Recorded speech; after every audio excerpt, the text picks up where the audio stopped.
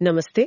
आज हम 10वीं कक्षा के हिंदी पाठ्यक्रम से एक ऐसी कहानी की परतों को खोलने जा रहे हैं जो दिल को छू भी जाती है और कहीं ना कहीं झकझोर भी देती है। हम बात कर रहे हैं मुंशी प्रेमचंद की कालजयी कहानी बूढ़ी काकी की। हाँ, और हमारा मकसद सिर्फ कहानी सुनाना नहीं है, बल्कि इसे महाराष्ट्र एसएससी बोर्ड परीक्षा के नजरिए से पूरी तरह से तैयार करना है। बिल्कुल, हम कहानी के हर अहम हिस्से, उसके गहरे मतलब और उन सभी सवालों पर बात करेंगे जो परीक्षा में आ सकते हैं, व्याकरण समेत। तो चलिए इस कहानी के भावुक संसार में उतरते हैं। पर कहानी में उतरने से पहले उसके लेखक को समझना जरूरी है ना? बिल्कुल जरूरी है। प्रेमचंद, जिन्हें उपन्यास सम्राट भी कहा जाता है, वो सिर्फ एक लेखक नहीं थे। वो एक तरह से समाज के आईने की तरह थे। आईने की तरह? हाँ। मतलब वो अपनी कहानियों में समाज की असलियत दिखाते थे। हाँ, बिल्कुल। किसानों का दर्द, औरतों की बेबसी, समाज में जो पाखंड फैला हुआ है, उन्होंने सब कुछ बहुत बेबाकी से लिखा। अच्छा। अगोदान, गबन, निर्मला जैसी उनकी रचनाएं आज भी उतनी ही सच लगती हैं। और बूढ़ी काकी भी उसी सच्चाई का एक छोटा लेकिन बहुत शक्तिशाली हिस्सा है। तो कहानी की दुनिया में पहला कदम रखते हैं। कहानी की शुरुआत ही एक बहुत बड़ी बात से होती है। बुढ़ापा बहुधा बचपन का पुनरागमन हुआ करता है। ये लाइन सुनने में तो बड़ी दार्शनिक सी लगती है, पर इसका कहानी में क्या मतलब है? देखिए, ये लाइन ही पूरी कहानी की नींव है। प्रेमचंद यहाँ कह रहे हैं कि बुढ़ापे में इंसान की हालत एक बच्चे जैसी हो जाती है। अच्छा। जैसे बच्चा हर चीज के लिए दूसरों पर निर्भर होता है, वैसे ही बूढ़ा व्यक्ति भी हो जाता है। बूढ़ी काकी के साथ भी यही हो रहा था। उनकी देखने सुनने की शक्ति लगभग खत्म हो चुकी थी, हाथ पैर ठीक से काम नहीं करते थे। और कहानी ये भी बताती है कि उनकी एक ही इंद्रिय काम कर रही थी, स्वाद की। मतलब वो सिर्फ खाने के लिए जी रही थी। हाँ, और जब खाना नहीं मिलता तो बच्चों की तरह गला फाड़ फाड़ कर रोती थी। यहीं से उनकी बेबसी और दुख की शुरुआत होती है। उन्होंने अपनी सारी जायदाद अपने भतीजे बुद्धिराम के नाम कर दी थी। हाँ, ऐसी उम्मीद में कि वो उनका ख्याल रखेगा। लेकिन जायदाद हाथ आते ही बुद्धिराम और उसकी पत्नी रूपा, उनका व्यवहार पूरी तरह बदल गया। पूरी तरह। और घर के बच्चे, वो भी उन्हें बहुत सताते थे। कोई चुटकी काटता, कोई उन पर पानी फेंक देता। ये पढ़कर बहुत दुख होता है। बिल्कुल। जिस घर को उन्होंने अपनी संपत्ति दी, वही उनकी चीख सुनने वाला कोई नहीं था, सिवाय एक के। हाँ, सिवाय एक के, उनकी छोटी पोती लाडली।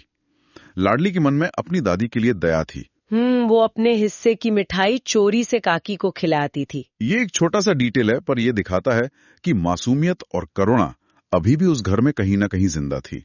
कहानी का माहौल तब बदलता है जब घर में एक उत्सव होता है। बुद्धिराम के बड़े बेटे सुखराम का तिलक था। हाँ, घर में मेहमान थे, पकवान बन रहे थे और घी मसालों की खुशबू वो हर तरफ फैली हुई थी। और यहाँ प्रेमचंद सुगंध का इस्तेमाल बहुत खूबसूरती से करते हैं ना? बिल्कुल।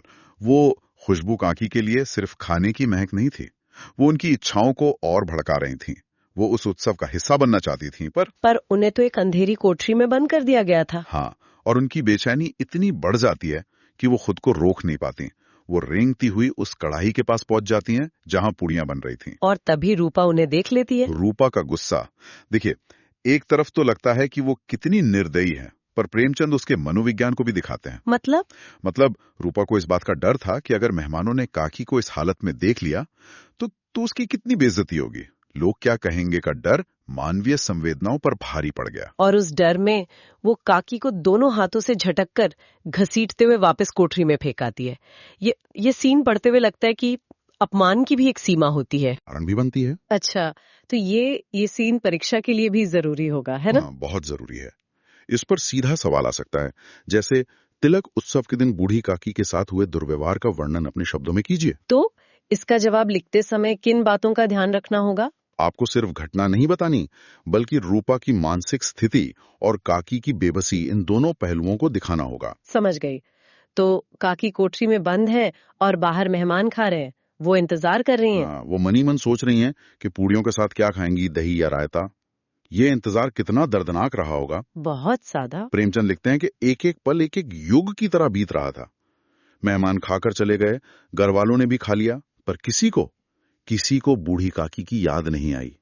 रात के 11 बज चुके थे। और फिर जो होता है वो शायद हिंदी साहित्य के सबसे दर्दनाक दृश्यों में से एक है। भूख से तड़पती काकी बाहर निकलती हैं और मेहमानों की फेंकी हुई जूठी पतलों से पूड़ियों के टुकड़े उठाकर खाने लगती हैं। ये पढ़कर कुछ देर के लिए तो इंसान सन्न रह जाता है।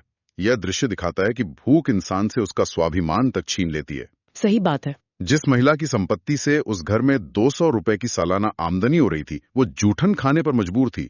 ये समाज के मुंह पर एक तमाचा है। और तभी रूपा की नींद खुलती है।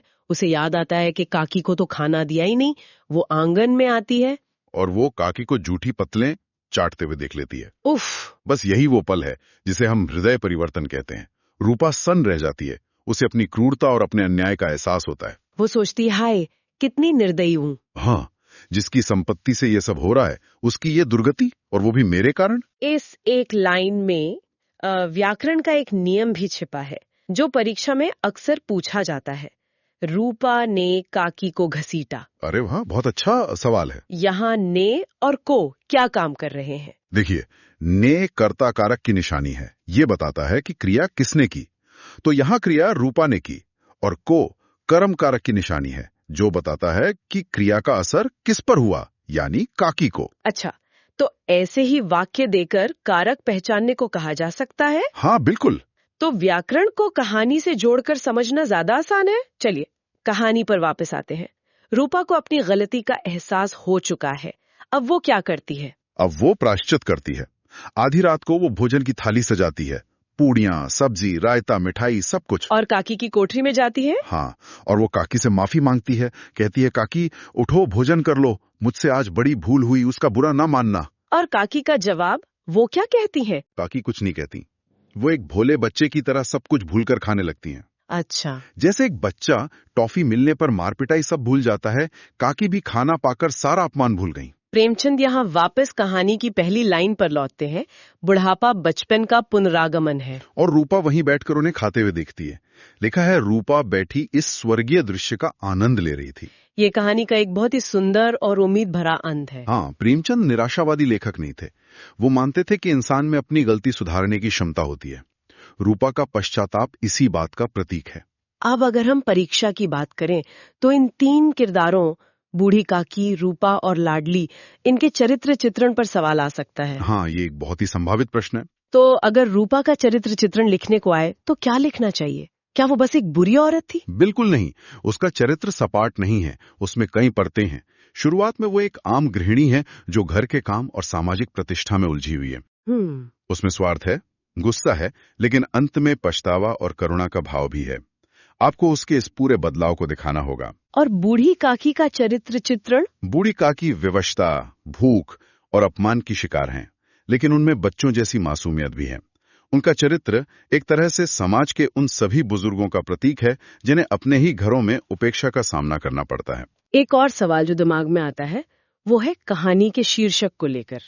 बूढ़ी काकी, ये शीर्षक कितना सही है? ये शीर्षक बिल्कुल सटीक है। इस पर भी सवाल आ सकता है कि कहानी के शीर्षक की सार्थकता सिद्ध कीजिए। और इसका जवाब क्या होगा? इसका जवाब यह है कि पूरी कहानी का केंद्र बिंदु बूढ़ी काकी ही है। हर घटना, हर किरदार का व्यवहार उन्हीं से जुड़ा हुआ है। कहानी उन्हीं से शुरू होती है और उन्हीं पर खत्म होती है। तो शीर्षक कहानी के मर्म को पूरी तरह पकड़ता है। हमने कहानी, किरदार और प्रश्नों पर बात की। अब थोड़ा और व्याकरण पर ध्यान देते हैं जो इस पाठ से आ सकता है, जैसे शब्द संपदा। हाँ, ये बहुत जरूरी है। पाठ से समानार्थी और विरुद्धार्थी शब्द पूछे जा सकते हैं। जैसे क्षुधा का समानार्थी होगा भूख, और सुगंध का विरुद्धार्थी? दुर्गंध। ठीक है। लिंग और वचन बदलना भी आता है। जैसे बूढ़ा का स्त्रीलिंग बूढ़ी हुआ, और कचौड़ी का बहुवचन? कचौड़ियां। इन छोटे छोटे सवालों से आसानी से अंक मिल सकते हैं। एक और अहम टॉपिक है काल परिवर्तन। हाँ, मान लीजिए आपको एक वाक्य दिया गया, बूढ़ी काकी रो रही थी। ये अपूर्ण भूतकाल है। अगर इसे सामान्य भविष्य काल में बदलने को कहा जाए तो क्या होगा? तब वाक्य बनेगा, बूढ़ी काकी रोएंगी। बिल्कुल सही। और अगर सामान्य वर्तमान काल में बदलना हो तो? बूढ़ी काकी रोती हैं। एकदम सही। इसकी प्रैक्टिस करना बहुत जरूरी है। पाठ में कुछ मुहावरे भी आए हैं, जैसे आग बबूला होना। हाँ, आग बबूला होना यानी बहुत गुस्सा होना, या फिर दिल कांप उठना यानी बहुत डर जाना। इनका अर्थ लिखकर वाक्य में प्रयोग करने के लिए भी आ सकता है। तो इसका मतलब व्याकरण की तैयारी के लिए सबसे अच्छा तरीका है कि पाठ को बहुत ध्यान से बार बार पढ़ा जाए। बिल्कुल। तो आज हमने बूढ़ी काकी कहानी को न सिर्फ महसूस किया, बल्कि परीक्षा के लिए उसके हर पहलू को तैयार भी कर लिया। हमने कहानी के संदेश, उसके किरदारों की गहराई और व्याकरण के सभी महत्वपूर्ण बिंदुओं को समझा। जाते जाते एक विचार छोड़कर जाना चाहता हूँ। कहानी में रूपा को अपनी गलती का एहसास तब होता है जब वो एक बहुत ही हृदय विदारक दृश्य देखती है। जरा सोचिए, क्या हम हमेशा किसी बड़ी दुर्घटना या किसी के चरम अपमान का इंतजार करते हैं अपनी गलतियों को समझने के लिए? ये एक बहुत बड़ा सवाल है। शायद यही कहानी हमें यही सिखाती है कि हम अपने बुजुर्गों के प्रति पहले से ही संवेदनशील रहें, ताकि किसी को भी रूपा की तरह पछतावा करने की नौबत ही ना आए। बिल्कुल। ये कहानी सिर्फ एक अध्याय नहीं, हमारे लिए एक आईना है। आपकी परीक्षा की तैयारी के लिए शुभकामनाएं।